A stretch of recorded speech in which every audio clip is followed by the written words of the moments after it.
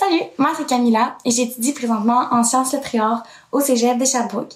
Et ma proposition pour intégrer l'environnement à nos cours dans le cadre de mon programme, ce serait d'en parler plus dans nos cours d'art.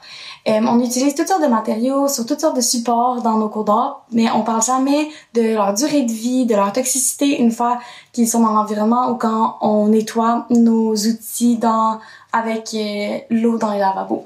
On pourrait aussi parler de l'évolution du militantisme artistique en lien avec les changements climatiques, en présentant des artistes dont les œuvres dénoncent l'inaction climatique ou abordent différentes thématiques reliées à l'environnement. Il y en a plusieurs, ce serait super intéressant. Mais surtout, ce que j'aimerais, c'est qu'on parle de comment l'environnement et les changements climatiques ont influencé les artistes sans même nécessairement qu'ils s'en aperçoivent. Il y a une étude qui a été faite par deux chercheurs de l'Université de la Sorbonne à Paris et de l'Université Harvard sur les œuvres de deux artistes, Turner et Monet, qui ont peint surtout au 19e siècle à l'ère de la révolution industrielle, alors qu'on utilisait énormément de charbon et que la qualité de l'air devenait de pire en pire.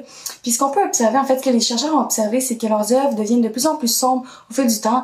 Donc, quand on regarde l'évolution de leurs œuvres sur toute leur carrière, c'est une preuve de la modification de l'environnement à cette période.